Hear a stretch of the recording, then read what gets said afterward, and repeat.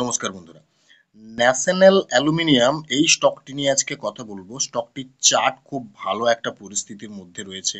আমাদেরকে এরকম একটা নেগেটিভ মার্কেটেও কিন্তু ভালো রিটার্ন জেনারেট করে দেওয়ার মতন পরিস্থিতির মধ্যে স্টকটি রয়েছে। চার্ট অ্যানালিসিস করে আমরা আমাদের এন্ট্রি পয়েন্ট, এক্সিট পয়েন্ট এই জায়গাগুলো কোথায় হতে পারে সেটা দেখে বোঝার চেষ্টা করব। এবং এই স্টকটিতে আমাদের মোটামুটি পোটেনশিয়াল কতটা রয়েছে সেটাও দেখব, কি কি পজিটিভ দিক রয়েছে সেটাও দেখব।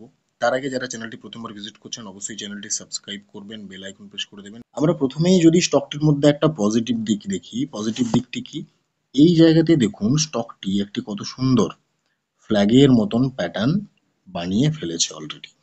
তো এই এরিয়াটা তার কনসোলিডেশন জোন। তো এই কনসোলিডেশন জোন যেটা আমরা দেখতে পাচ্ছি, এই কনসোলিডেশন জোনের মধ্যে স্টকটি যতক্ষণ ঘোরাফেরা করবে ততক্ষণ কিন্তু এখানে একটা অ্যাকুমুলেশন হতে থাকবে অ্যাজ পার টেকনিক্যাল অ্যানালাইসিস।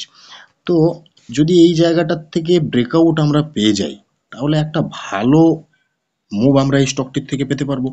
এরপর আরেকটা জিনিস যদি আমরা দেখি স্টকটির মধ্যে 21 ডে ইএমএটাকে যদি আমরা অ্যাপ্লাই করি তাহলে এখানে কি দেখতে পাচ্ছি, আজকের দিনের যে ক্যান্ডেল সেই ক্যান্ডেলটি কিন্তু এক্স্যাক্টলি 21 ডে ইএম এর যে হাই ছিল সেই হাইকে কিন্তু সাপোর্ট করে উপরের দিকে বাউন্স ব্যাক করেছে এবং তার নিচেই 21 ডে ইএম এর লোটা রয়েছে।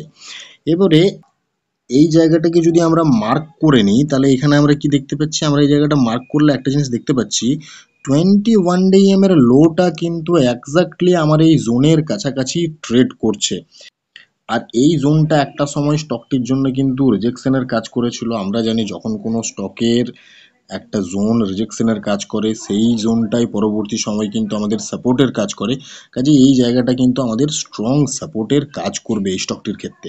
কাজেই আমরা যদি এই জায়গাটির মধ্যে এন্ট্রি পয়েন্ট চিন্তা ভাবনা করি তাহলে আমাদের রিস্ক এবং রিওয়ার্ড যে রেশিও সেটা কিন্তু ফেভারেবল হবে এবং আমাদের সাপোর্ট লাইন যেহেতু এখানে দাঁড়াচ্ছে আমরা এই জায়গাটাকে অ্যাজ এ এসএল কনসিডার করতে পারি। তো আমাদের এসএলটা কোন জায়গাতে দাঁড়াচ্ছে, আমাদের এসএল দাঁড়াচ্ছে মোটামুটি 166 169 অর্থাৎ 166 থেকে 170 টাকার মধ্যে আমাদের এসএল দাঁড়াচ্ছে। আমরা এই জায়গাতে কিন্তু এন্ট্রি পয়েন্টের কথা চিন্তা ভাবনা করতে পারি, এখানে অ্যাকুমুলেশন করতে পারি এবং আমাদের টার্গেট হবে কোথায়, আমাদের টার্গেট হবে যখনই এই জায়গাটাকে ব্রেক করে দেবে 189 কে ব্রেক করে দেবে, এর থেকে কিন্তু আমরা একটা বুম দেখতে পাবো, একটা বড় মুভ স্টকটির মধ্যে দেখতে পাবো।